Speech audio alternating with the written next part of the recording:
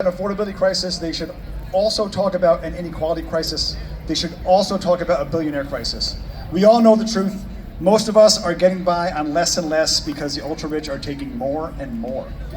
This is why I love unions. This is why I fight as a unionist. This is why I organize my community. I grew up in struggle.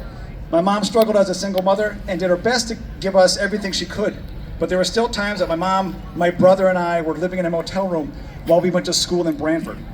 There were times when none of us had enough. Our lives changed when my mom got a good Local 34 union job at Yale through a union-funded jobs program. Yeah. Give it to my mom. My mom was able to get off welfare, get off Section 8, have security. She retired a couple years ago. She also helped me get a good union job at Yale too. I was able to buy a house, and my mom bought a house right down the street from me here in New Haven. I know. Yay! I got a good union. We didn't win this dignity because billionaire donors and the Yale Corporation gave it to us. We won it because working people, just like me and my mom and a lot of you, had fought some of the richest people in the world for generations. Sometimes they lost, but most of the time they won. Through their victories, they built a standard that created a middle class in New Haven. But they didn't just win a standard for themselves. Together as a union movement, we have fought to expand local hiring opportunities for residents across the city. We have fought to win the largest revenue contribution from any university in the country. We have built organizations like New Haven Works and worked with the city to create new affordable housing programs. When working people organize and demand more from the billionaire class, we can change lives and change our city. Now, we must fight harder than ever. Yale engaged in centuries of racist practices that have shaped our history, and yet they still insist on taking a subsidy from our city. Development in our city is changing the landscape, and yet with every ribbon cutting, families who have lived in our city for generations find it harder and harder to stay. Right now, Yale is investing in automating jobs with AI while dragging its feet on a contract that is the pillar of the middle class in New Haven. As we stand together to fight Trump, the president of Yale is holding a private meeting with Trump's education secretary, Linda McMahon. There we go. There is another way, but we must fight and organize for an affordability agenda. Together we can fight for an affordable city. We can expand the number of workers who have unions, just like our postdoc comrades did last night. Congratulations, Local 33. Yay! We can make Yale pay its fair share. It's about time. We can stop corporations like Airbnb from destroying our housing stock and exacerbating our housing crisis. We can ensure that developers stop relying on poverty-wage jobs and hire locally. We can beat back Trump by insisting that Yale finds courage to push back against his cruel agenda. Even more importantly, we can send armies of canvassers to beat him at battleground states this fall. We are prepared to join workers from across this community to lead this fight. We will not stop until New Haven is a place where everyone can live in dignity. Thank you very much. Yeah! Our next speaker in the labor block is Alex Johnson with CDU, Connecticut Drivers United. If you see them in their blue shirts, ask them what they're working on and how you can support them. Alex? Hey, how's everybody doing today? Whoa, that's loud. Oh, y'all can do better than that. I said, how y'all feeling today? Yeah! I still think we can do better. Remember that first boy band? You screamed so loud for you thought you were gonna die. I need to hear you that loud. How we doing today? Yeah! All right, that's a lot better. My name's Alex Johnson. I'm an organizer with Connecticut Drivers United. We're an organization made up of drivers. These wonderful, beautiful people in blue shirts up here. And I'm so sorry, made up of drivers fighting for rideshare and delivery app drivers. So that's your DoorDash, your Uber, your Lyft, your Instacart, all the apps. So I just want to talk a little bit today about, well, even before that, are there any drivers in the house today? Let me see some hands. Any app drivers? Anybody? Okay, well, my wonderful Xavier up here. If you have not come to our tent, we are that black tent back there with Connecticut driver's sign. Please come talk to us, see how you can get involved. Most importantly, for all who are not drivers, I'm gonna paint a picture for y'all. Drivers are independent contractors, which means federally, drivers have almost nothing of labor rights and standards. How do y'all feel about that? Boo! Boo! Exactly. Thank you very much. For your understanding of labor rights, organizing, and unionization in this country, I need you to throw it out the window, okay? The drivers are living and fighting in the Stone Ages before union and labor standards were ever written. Drivers come and tell me that they feel like indentured servants, okay?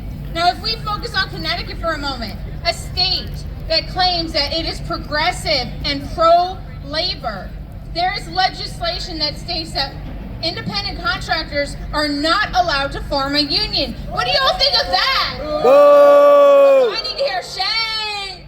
Shame! Shame! Shame! We do not receive unemployment. There's little to employment protections for drivers, and most importantly, there's no standard requirement of pay. Drivers receive no guarantee of a salary, minimum wage, or pay at all.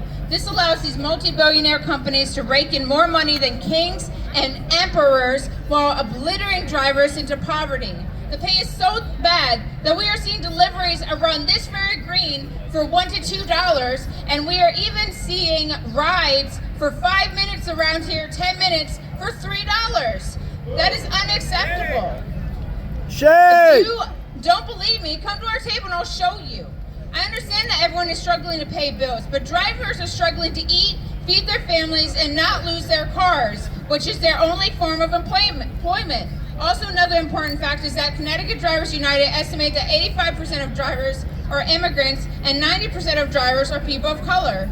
So all the while they are dealing with these companies crushing them in their cars under their giant corporate feet, they have nothing to.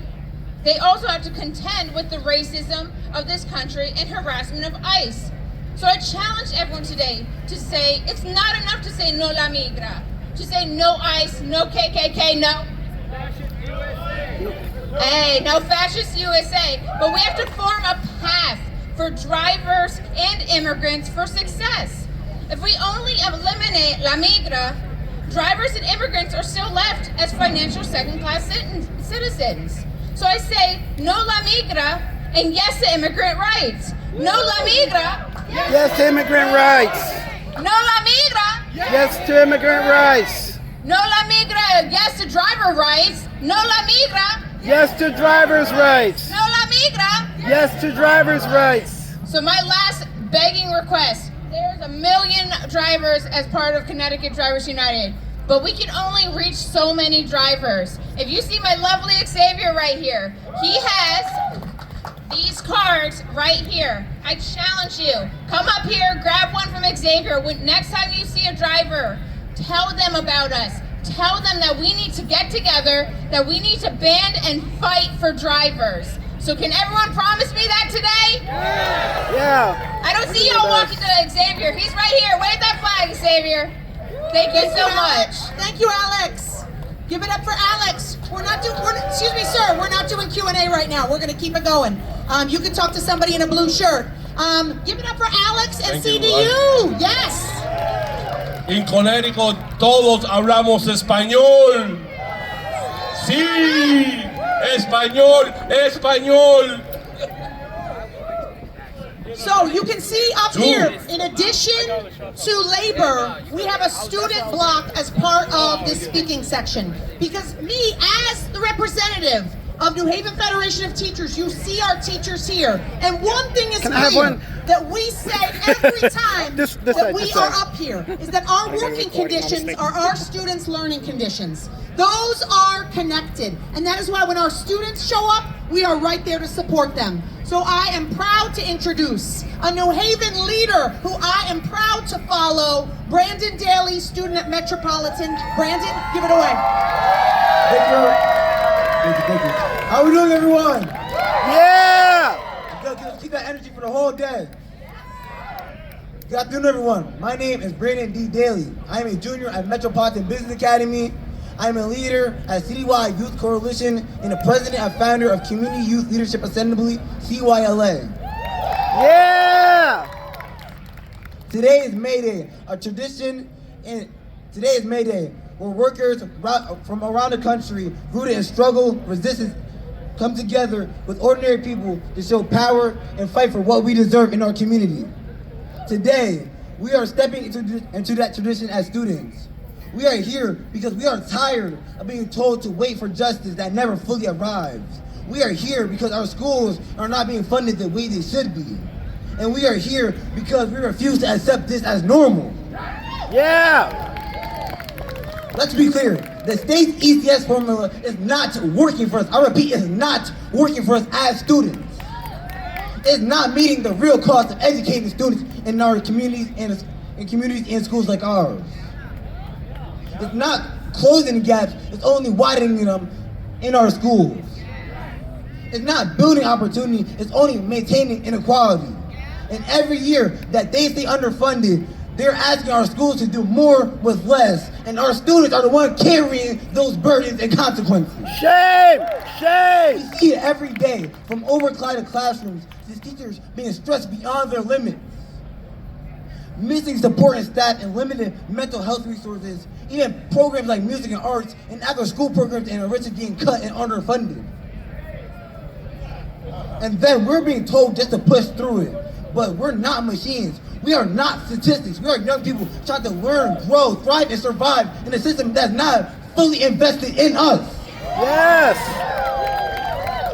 And while our schools are being underfunded, we are seeing where this money is going to. More policing in schools, more surveillance in our communities, more punishment, more control. We are saying clearly today that safety is not a cop in every hallway, at every corner.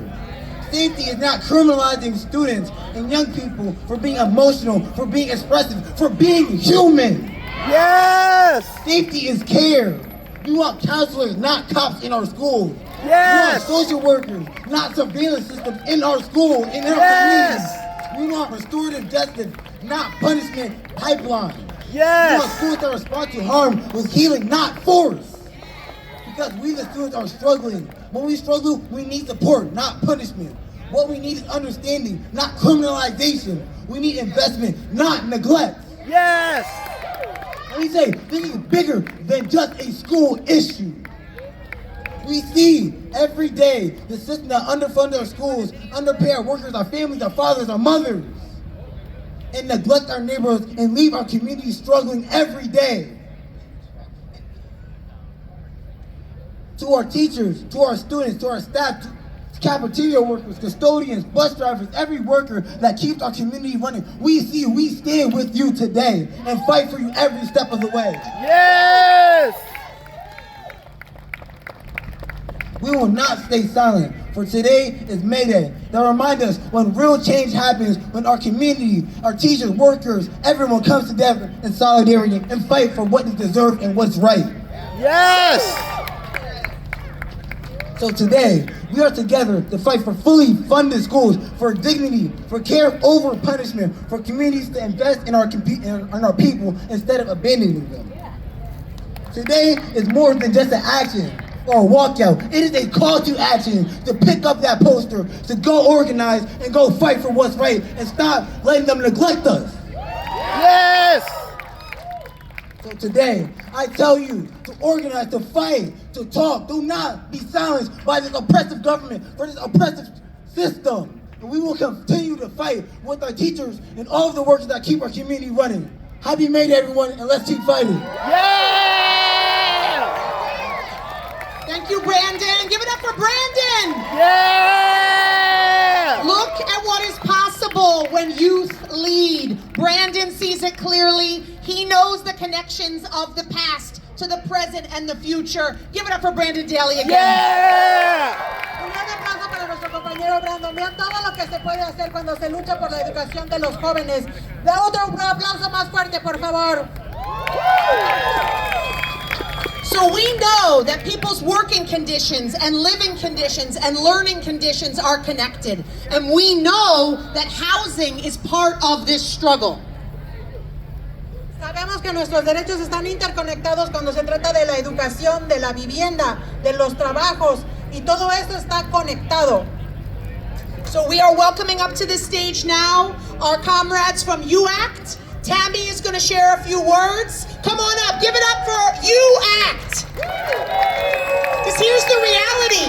When warming centers close, where can people go? The emergency is tonight. The emergency is every night when people continue to struggle for stable housing. So please welcome Tammy to the stage.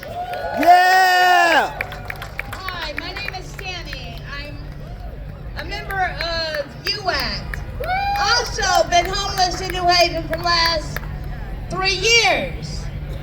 Since February 5th of 2023. Aw. The day that my husband passed away. Oh. They put a green sticker on my door stating that everything went through probate court because I wasn't there to sign the lease. The last lease. The lease was due February 1st. I was in South Carolina.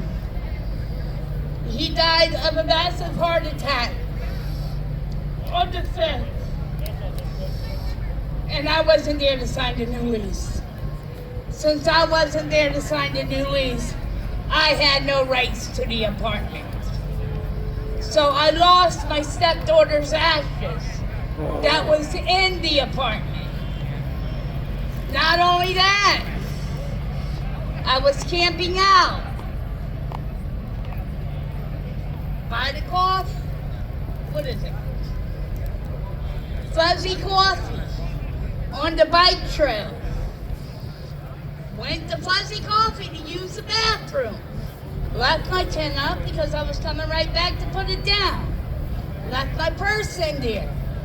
Got ripped off because the city did a encampment sweep that morning. So now I'm still fighting after 18 months. The mayor's saying on the news saying for me to do a police investigation. Why now? Why now? I told you 18 months ago this happened. You told me there wasn't nothing you can do. Now I'm threatening to sue you behind. You want to do a police investigation. Boo That on ain't him. right. It's not right. That ain't right. It's not right. We need proper housing. We need everyone that's homeless right now into somewhere to lay their head. Yes. Even if it's a tiny house. Yes. We need, let's go with UAC. They got the tiny houses at Rosette Village. We cut the power off. Why? Shame. They don't. I worked all my life. I got SSI right now. I fell off of the scaffold and broke my back 10 years ago. I got a herniated slip disc that's hitting against his sciatic nerve. Ouch. When he did that encampment sweep, he took my walker at the same time. Shame. You know, I'm looking at it all in one picture. But thank God I'm walking around without it today. You know, I'm able to walk around without it. What if somebody ain't able to walk around without it and couldn't get it back? You know? I'm looking at people that I serve, or we serve every Friday down here, sharing a meal with one another. I share a meal at Gulf Street Park every second Saturday of the month.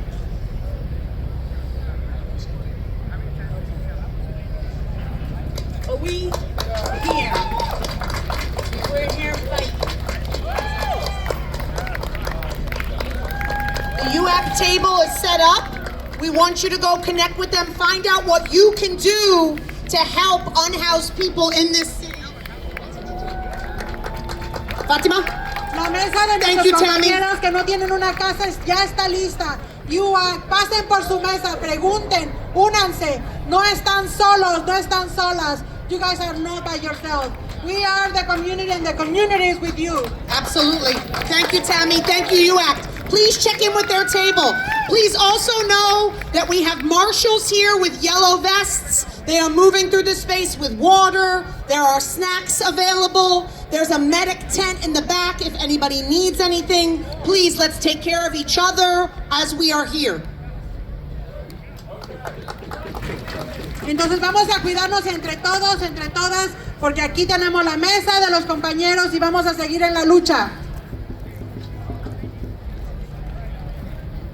So next, I am proud to introduce Jamie. Jamie is a worker with Starbucks Workers United. And they continue to be in a struggle against really the symbol of corporate America and abuse of workers. So let's listen to Jamie's story now. Jamie.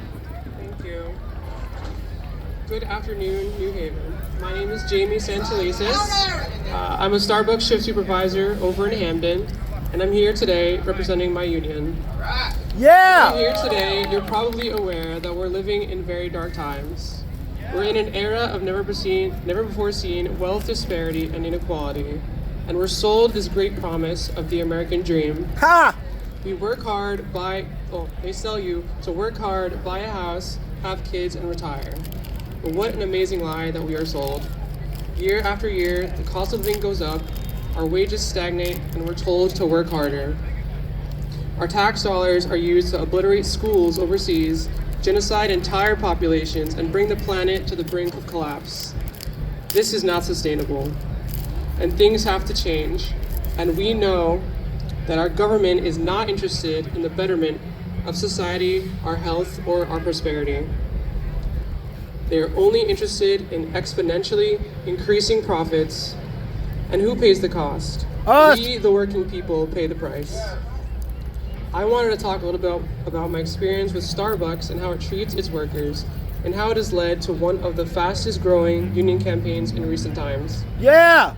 I've been with the company for 5 years. I'll be honest, it was never great, but the people make it worth it.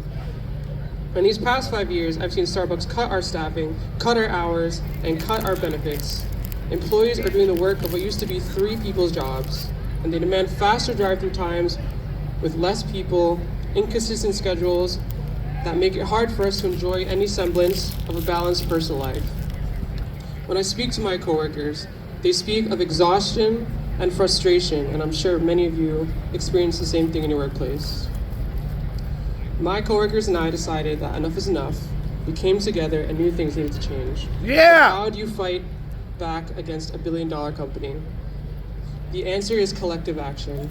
Yes! Unionizing your place of work. Yeah! 2 years ago, my store unionized, and we joined what is now over 600 other stores nationwide to collectively bargain for better conditions, better staffing, better protections, and better workers' rights. Yeah! Starbucks Workers United demands that the company agrees to a fair contract that treats us with dignity and treats us like humans. I think of my coworker Shana, who was fired for being 2 minutes late to work because she had the audacity to use public transport, or my coworker Nicole, who was fired unfairly with 2 kids to feed at home. Without unions, companies can abuse you, violate your rights, and terminate you with zero sympathy or regard. Shame! This is the reason we choose to fight.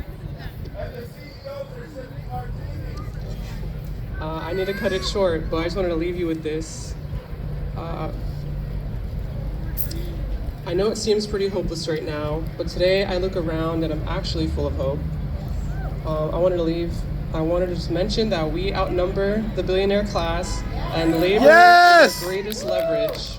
And it's time we remind them who really holds the power. Yes! We the people! Labor is our greatest leverage. Yeah! Labor is our greatest leverage, and that is a perfect connection to our next speaker. So when we think about labor and we think about unions around this state, We are proud members of the Connecticut AFL-CIO, the Yeah. umbrella that holds us all together, that protects us, and that pushes us forward in Yeah. this labor movement. And I am proud to introduce my union brother, the president of the Connecticut AFL-CIO, Ed Hawthorne. Give it up for Ed. Yeah. Happy May Day, Union family. How we doing today? Yeah. Brothers, sisters, and siblings, look around you. This is what power looks like.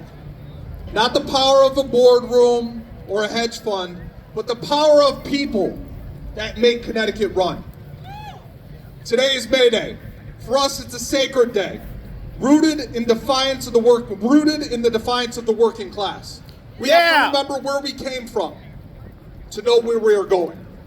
May Day wasn't handed to us by benevolent employers. It was won in the streets of Chicago in 1886. Yeah. Just like today, these workers were tired of being treated like disposable parts in a machine, and they demanded something simple, but at the time revolutionary. 8 hours for work, 8 hours for rest, 8 hours for what we will. They faced down violence for that dream. Because they stood together, we have weekends, child labor laws, and safety standards at work. The history of May Day reminds us that nothing is given. Everything is won through collective action and worker solidarity, just like today. But today, we aren't just fighting the bosses at the gate. We are fighting a legal system that's rigged against us. 16 years ago, the Supreme Court handed down a decision, Citizens United. That decision told us a lie. It told us that corporations are people Boo. and money is speech. Boo. You can boo that. Boo. Let's be clear, money is not speech. Speech is the voice of a teacher in a classroom. Yes. Speech is the shout of a machinist on a picket line. Yes. Money in politics is power, and when you allow corporations to spend unlimited amounts of it, you aren't protecting speech, you're drowning out the voices of working families. Citizens United didn't change the rules of the game, it tried to buy the stadium, the players, and the referees. It created a pay-to-play system where billionaires' whim carries more weight than the collective will of thousands. It was designed to make us feel small, to make us believe our votes don't matter because we can't outspend the corporate class. But brothers, sisters, and siblings, there's one thing that they forgot. They have the gold, but we have the people. Yeah. They have the capital, but we are the labor. Yeah. When we organize, when we knock on doors, when we talk to our neighbors in Waterbury, Bridgeport, and right here in New Haven, that is a form of speech that no super PAC can silence. Yeah. As we celebrate the true Labor Day today, let's commit to overturning the legacy of Citizens United. Let's fight for a democracy where a nurse and a teacher's voice counts as much as the CEO's. Yes. The martyrs of 1886 didn't give up when the odds were against them, and neither will me, neither will we. Solidarity today, solidarity tomorrow, and solidarity forever. Yeah. Thank you, Ed. Solidarity forever. Fatima, we're going to introduce our music performance. All right, we are shifting now from labor block to our next block. So with that, we're going to have a musical performance. Buenas tardes, Thank you. gente. So let me introduce Gabriel. Él es de la tribu Navajo y va a compartir unas palabras con nosotros. So let me introduce you, Gabriel. He is from los pueblos originarios Navajo. So please give it up for Gabriel. Sí, gracias.